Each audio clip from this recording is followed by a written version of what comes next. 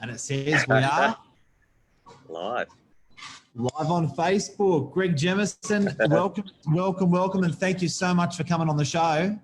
Thank you, Mark. Commercial rents. I received some information about 48 hours ago, and as an agent who's native in English could not make any sense of the legislation that came through. Needed to call you and asked you if you could come on the show and explain to our landlords, clients, and viewers what the changes in commercial rents for COVID-19 actually means. Okay, thank you, Mark. As we know, these are very difficult times we're in, things that are unprecedented that none of us really foresaw. And one of the things I want to let you guys know is that we now have a mandatory national code in respect to commercial leasing principles. Now, when I talk about commercial leasing, that includes retail, commercial and industrial properties. And the code has been drafted in a very quick manner. And as we spoke earlier, most legislation takes a long period of time, a lot of discussion and consideration. So given these difficult times, we can't sit here and criticise and say, let's pick holes in this code. The code is here to try and assist everybody. It's been put together in a way where everybody takes a little bit of the hurt. The landlord will take a hit, but so will the tenant. And the whole idea of this is to try and share the burden right across society and that not one person takes the whole hit. So when I discuss what all these principles are about the code, please don't try and be critical of them. Let's try and work through them. This is not a time to be trying to drag them into the High Court and discuss whether it's valid or not. It's about what's in the best interest of everybody. That's right. Let's try and work together. And I also say this is a time for real estate agents to really shine. It's a time for them to step up and not just be rent collectors, but actually work in the best interest of their landlord and their tenant so that we all get through this crisis and get through on the other side and still have a viable economy. Okay. It's definitely changing times, and I think it's like you said, it can compound because there's so much happening in a landlord's life or in a commercial tenant's life at the moment. This is just one of many pieces of the puzzle that they're trying to all put together. Now, it did take a long time for this to come through, and just to qualify you, Greg, and to everyone in the audience who may not know you, it's going to be hard to be modest on this one, but if there's any business that sells within Australia that's a real estate company, generally Greg and his firm will be acting for the buyer or for the seller on a national basis. So when we need clarification on mistakes that we've made, laws that are out there, you are the person that we go to as an industry and say, look, can you give us some clarity around this? So in terms of your qualifications to give us clarity around this legislation, ladies and gentlemen, this is the man that's qualified for it. But take it away still, sorry. I just wanted to mention that. Now, at the moment, so this is an awful thing to admit as a real estate agent, but at the moment, Greg, I look across our business, we manage a lot of commercial and we manage a lot of residential. When I look at particularly the commercial portfolio and the arrears that are sitting in our commercial portfolios, I'm very concerned. And so I can understand landlords being very concerned and tenants being concerned. The tenants are being concerned because they're not paying. The landlords being concerned because they're not receiving. So but it's not all tenants, and that's where the hard thing is. How do you clarify between the cheeky tenant and the tenant that just wants that's actually genuinely going through hardship? How has government done that within this legislation to sort out the difference? Two words that the government keep banging on about: good faith. Now we know that during this process, there will be people who will be looking for loopholes, will be looking to avoid paying rent. Yeah. This is where a good property manager will get in and look at the business. And you're not accountants and you're not financial advisors. But what you need to look at is getting proof from them through their profit and loss statements, reports from their accountants or from their bank as to whether their income has reduced. So one of the first critical keys is it's a small business. Now, small business, the government's defining as somebody who's got $50 million turnover or less and has a 30% reduction in their income. Once they have that 30% reduction, they are entitled to register for JobKeeper. That's a big one. Which is to pay their employees to keep them there at the end when we come out of this. So that's the first trigger, Greg. That's for you. That's the first trigger. You don't go past. If you don't get past, if you are not on that JobKeeper, there is no reduction on rent for a tenant or for a landlord. So the first step in this one, like ladies and gentlemen, is we have to qualify. Now, do we have to read that in writing? I'd want to see that. Again, it doesn't clarify anywhere in the code that it has to be in writing, but it says that you need sufficient and accurate information. Well, to me, that is sufficient and accurate information. If they've been registered for JobKeepers and it's been approved, then we're past the first hurdle. Then as to working out what relief they get will be on a case-by-case basis. It's pretty simple, is that if a business has had its income reduced by 50%, right? Yep. Then we have what's called waiver and deferral. So some of the rent is waived. Can I ask you to do one favour for me? Yeah. Can you use a different percentage? Because I know this is going to throw everyone off on a bum steer. Can we use like maybe 60% or 40%? Because 60%. I know. Okay. Because you'll see in a second, guys and girls, why? Because it goes into further. Yep. Okay. So one of the example that's in the code talks about a 60% loss in turnover. So with a 60% loss, so it's now only receiving 40%, they are guaranteed a 60% cash flow relief. What that means is 50% or more of that 60% is waived in rent. So they essentially get a 30% rent reduction. And the other 30% is deferred to be paid at some later date. So during the pandemic crisis, while JobKeeper is still in place, that business will now be paying 40% of its previous rent. When the government says the pandemic is over, 30%. Yep, 30%. Yep. Yeah, 30% then crystallises, and they have now a 2-year period to repay that other 30%. Okay. Right? Now, okay. You use the word crystallise. I may use the word landlord loses, dumps, trashes, burns. Now, bear in mind, we now have, at the end of that period, that extra deferred payment. That doesn't mean that tenant is still going to be able to pay it, because they may have, as a result, their business may have gone into liquidation, bankruptcy, and there is no way you're going to be able to recoup those funds. This is times where you would hope you would have some form of landlord insurance. But again, even though we're deferring those payments, there is no 100% guarantee you're going to be able to recover those, because after the 2-year period, if they haven't been able to make the payments, well, then it will crystallise into a debt, and then it would just be normal debt recovery through the courts. Got it. Okay.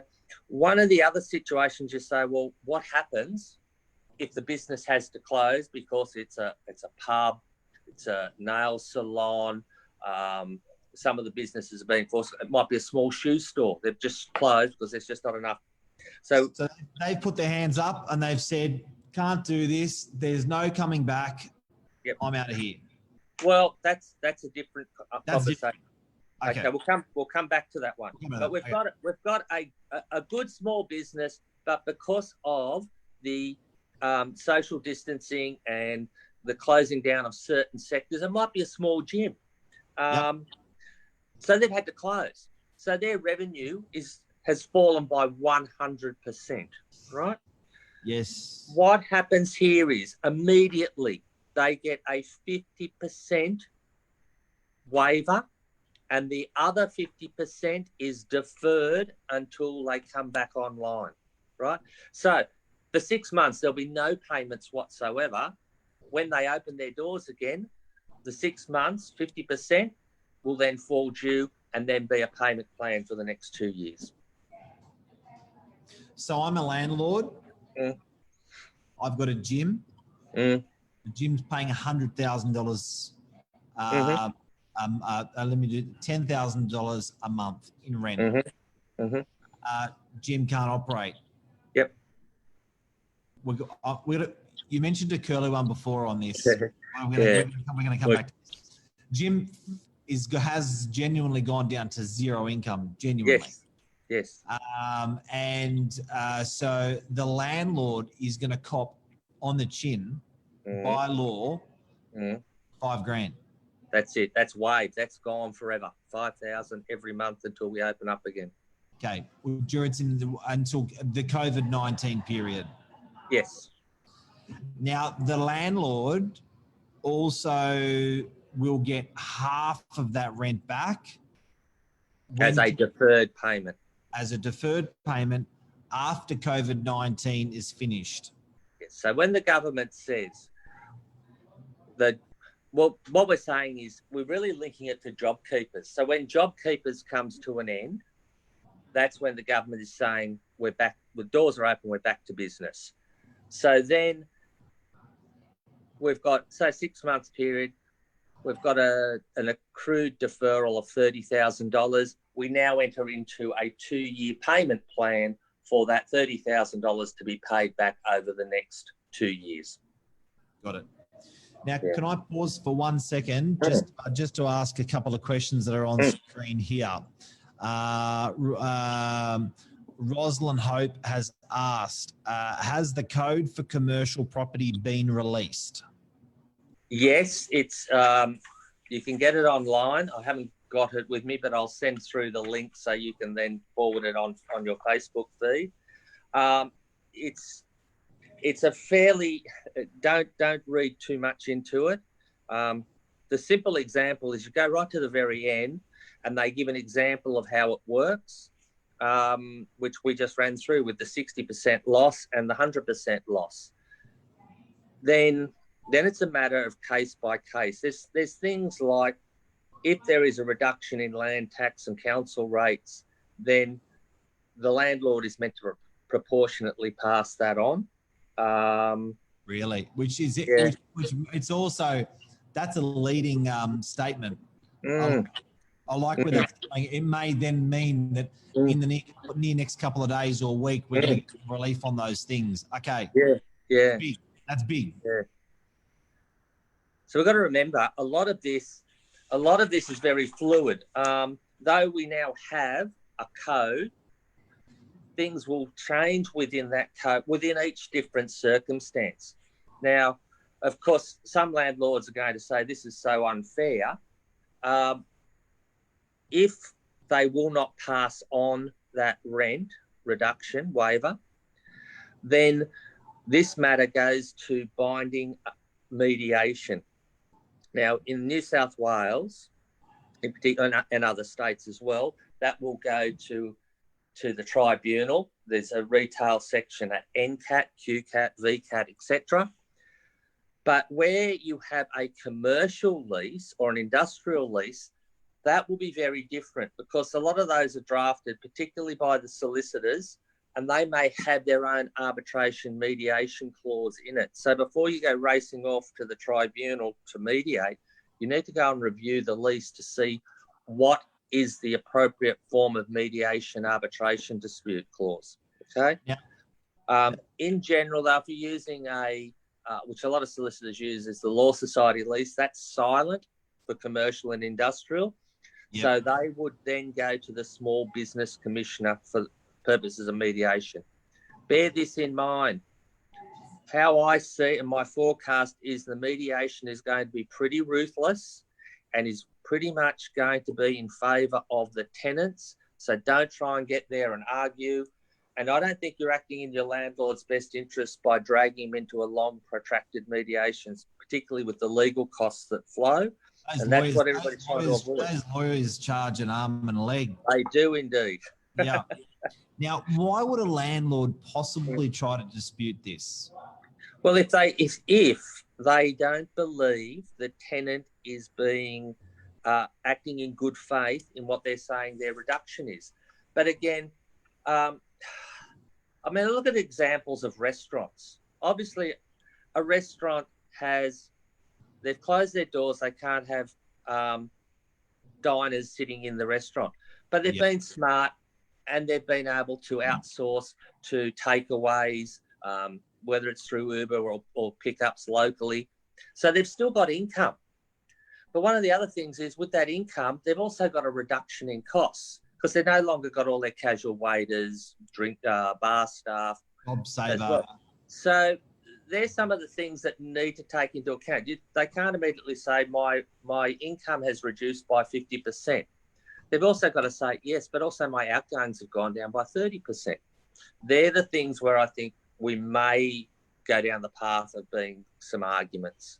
And again, that will be a case-by-case basis. I think that's absolutely right because you may, and that's the reason why my toes curled up when I talked about the gym getting zero income because sometimes the gym has deployed 10 of their trainers to go work in a park one-on-one with their customers all day, every day. So look, we don't want you training in the gym. We now want you in 10 different parks during the day, and that's revenue. And that revenue has to be considered, has to come back into the business. That has to be considered in the rent evaluation of the landlord, which I've got a funny feeling will not be. And that's where a landlord may have us for a dispute to say, I don't believe that it's gone to zero. This is where the property manager has to understand the business. Yep. Not intimately, but have an understanding of the business of which they're looking over that lease and asking some robust questions. But then look at it this way. When that tenant had first entered into that agreement, that commercial or retail lease, you would have done your due diligence, business plans, etc., to see that they'd be able to afford to pay that rent. You don't just put them straight into that property without doing that due diligence. Yeah. So what you're doing... Novak. No. So what you're doing now is essentially doing that due diligence all over again to prove that's right. what they can afford to pay. Isn't that interesting? Isn't that interesting? Yeah. So there's some good questions coming through. Tony Quatcherville has asked, does this still need to be gazetted? No, it's out now. It's in force as of 3 April. Now, one of the interesting things is, what if somebody was in arrears prior to 3 April and you haven't commenced proceedings? This is a big one. I suggest you track. Again, to a degree, one of the things it says, the tenant must remain committed to the lease, subject to any amendments. But if there's any failure to abide by the substantive terms, they will forfeit any protections under the code. So my way of reading into that, and again, this is untested, is that if we say to somebody, okay, you're in arrears, that's going to accrue. We can't really enforce that now, but that's going to fall due at the end. You've now got a reduced rent. We've waived a percentage of it. Your rent is now $2,000 a week. If they breach and fail to pay the reduced amount, I would suggest that's a substantive breach. But again, they talk about you not being able to evict. So a lot of their protections will fall away, and this will really only be tested once we come out the other side. And then we say, well, during the protected period, they didn't pay the amount they were meant to pay. the reduced amount. So therefore, does the full amount fall due? We don't really know at this stage. So a lot of it is, again, we won't know until we're out the other side.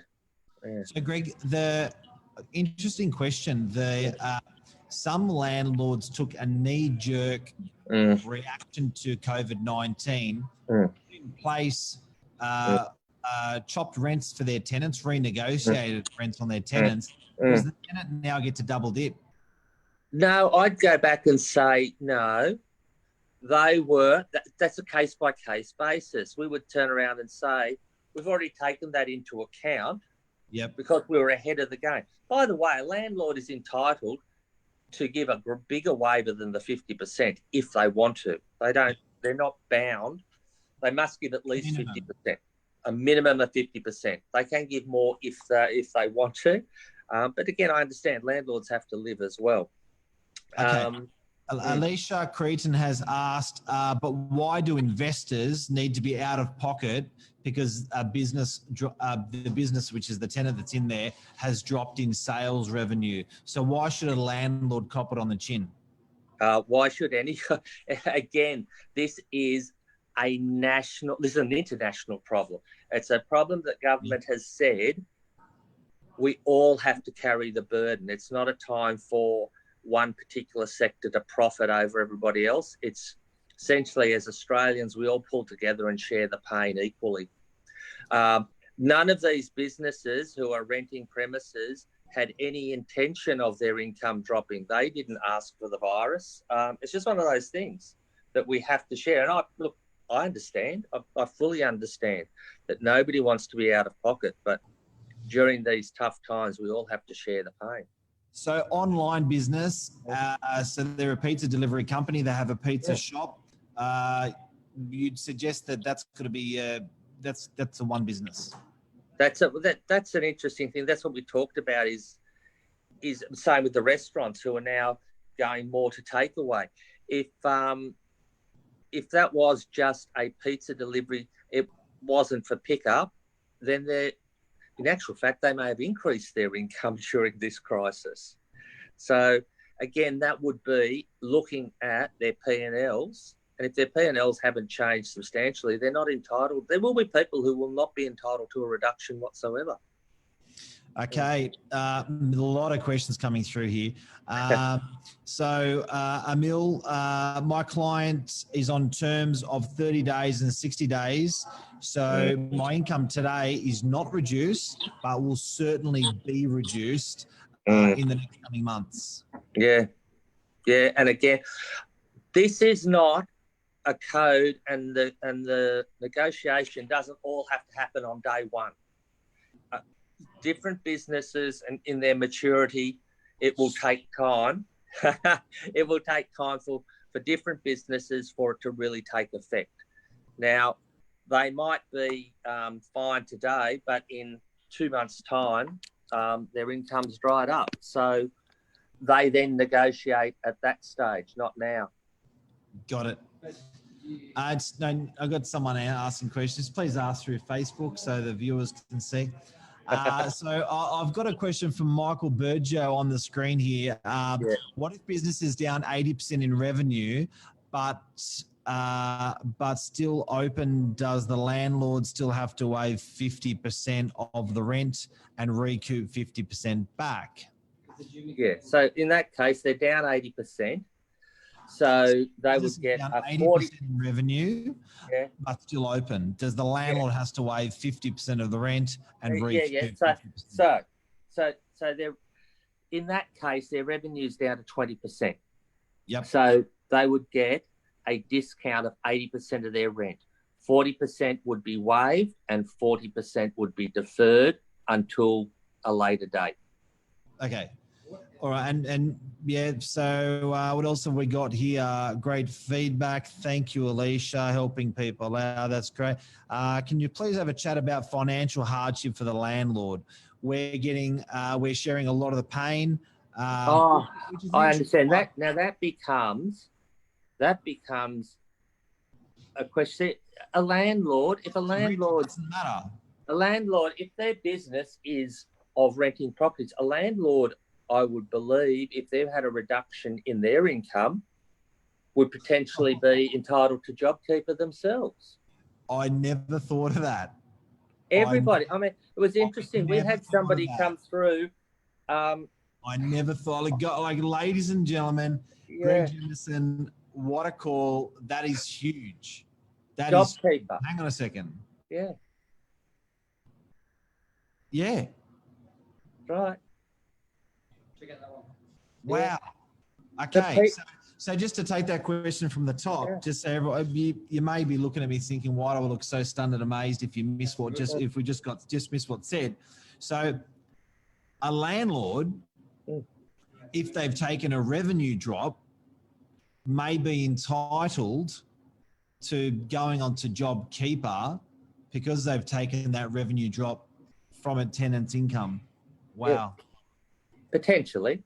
And look into it.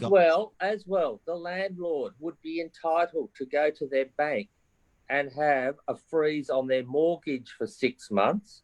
Interest will still accrue, but they won't be paying the principal. So, well, look, I think landlords very quickly their toes curl up when they hear that because they're actually still effectively paying more. But I think in a humble way, you're not having to sell your property. No. There's no, you're not losing a good asset. You're not put on your knees very quickly. It's done very slowly. But I think that I know what landlords' beef about all this is, and I actually think it's true. But I also don't think that landlords should take a finite opinion on this. I think you, as a landlord, you should still wait because I know there's more still to come. Yes. And like you just read in the legislation, there are comments about adjustments on land tax. Was it only land tax you read out? Land tax, council rates. Yeah. So some of my clients are paying just on one property $50,000 a year, $80,000 a year on land tax. And if government turns around and comes across and says you don't have to pay anything through COVID, or if government comes along and says you can pay less through COVID, it's not bad. Yeah. So just wait, guys. Don't be too hard on the decisions yet. Have a lovely Easter. One thing is keep an open mind. We keep saying this over and over again. This is a fluid situation, and though the code is here, there will be things around the code and around the whole situation that you need to keep abreast of for the benefit of yourselves and the benefit of your clients. Okay. Michael Berger has a question. If I have a tenant who got a great deal when leasing the property, market rent was $800 per week, and they leased it for $400 per week, and now the landlord has to give them another 50% reduction on rent reduced already. Is there any case for that? Look, again, case by case. How long ago did we reduce it to the 400? If it was at the beginning of the crisis, we reduced it to the 400. You might be able to argue that was part of it. Pre-crisis, sounds like a no. Yeah, we were ahead of the game, and in good faith, we reduced your rent prior to the mandatory code coming out. So that doesn't mean another reduction again. Now, there's also a trigger. There's also a trigger on the 1st of March, which COVID, the job seeker, has been ratcheted back to.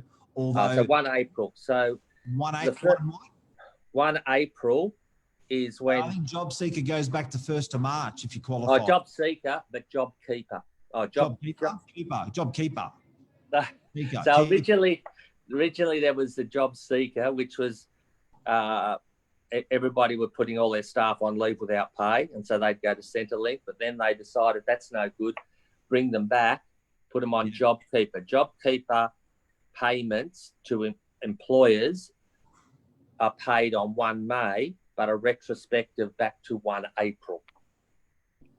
Other way around. Yeah. So forget job seeker. We're all talking about JobKeeper now. This legislation is not consistent with those dates. Nothing's consistent in any of this at the moment. It's again, as I said, it's policy on the run, and there's not a lot of technical clarity around them as far as dates and that go. Okay, cool. And I just think final questions. I think we've done a lot of questions here, guys. Anything else you want to mention that you feel passionate about on this, Greg? No, again, this is a time for agents, as I said, to shine, to actually show why people use them to manage their properties. You're not just a rent collector, that you're there to get the best possible results for everybody. And step up to the plate now and get all your landlords, get all your tenants through this difficult time, so that when we get out of this on the other side, whether it's 3 months, 6 months, 9 months, there's still a viable economy. There's great businesses around, happy landlords, and we all take a bit of a cash hit, but we get on with life afterwards. Yeah, because look, it's definitely, and I think also, look, guys, I know we're talking about commercial, but as a landlord, you've decided to take this risk. Now, I think as a tenant, you've decided to take this risk. Now both people are exposed for the risk that they've taken. I'm in the same boat. Don't get me wrong, and I get paid by my landlords. Don't get me wrong. I know which side my bread's buttered on, but I think certainly the government's approach with saying, you know, guys, you're all in this together. Just work it out. At the end of the day, no matter how this pie gets sliced, we're paying for it probably for the next 5 or 10 years in our lives. You know, if it's a job keeper, seeker, you know, benefit or whatever that's coming through. So very interesting how it's all going. But mate, you're a legend for doing this today. No worries. My pleasure. Except for the Manly. Did you put that up for me? Look at that. Very good, isn't it? That's awesome. What else? I think we covered everything, guys. I'm just going to see. My income is rude. I think we've got all those. Mitch, everyone, thank you for your questions following through. Hope we helped everyone on here today. Great audience, and I'm sure this is a lot of clarity for people out there that don't read that code or can't get access to that code. But even when I read that code, I'll say it again. When I read that code, I was still lost. I read it again. I was like, what I'll do is if you put comments on Facebook, I'll have a look through, and if there's any questions there, we'll try and answer them as best as we can. Yeah, perfect. And now just you've been very kind with your time today. If I could just spruik a little bit for you. How you are able to help, you've got a team of lawyers there that are able to help landlords that are in a bit of a pickle? We can. If there's we can do the mediation. We do commercial and retail leasing. We're predominantly, our clientele is predominantly the real estate sector and real estate agencies. So they're our first port of call, assisting the industry. But we also, as I said, help a lot of landlords and tenants if they're required. On that, and that's going to be particularly big at the moment. And guys and girls, stay tuned for the residential. This was the commercial piece of how it's going to be handling it. But there's a residential piece that should be coming out. Do you know when that's going to be? Apparently over the weekend. That's the latest. The latest information I have is that the government is looking that there be no moratoriums on rents, and hardship will need to be proven. So we're not going to go down the path at this stage of waivers and deferrals of payments like we have with commercial. But again, it's supposed to come out over the weekend. So I don't want to pre-comment on it because we don't know exactly what it's going to be. An Easter present for landlords and tenants.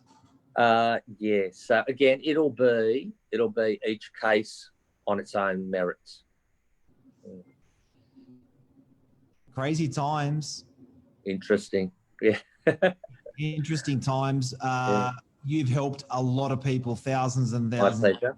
I think the last time we had you guys on, I think we had 25,000 views of the segment. Wow. 2 weeks ago. So you guys have helped a lot of people for free.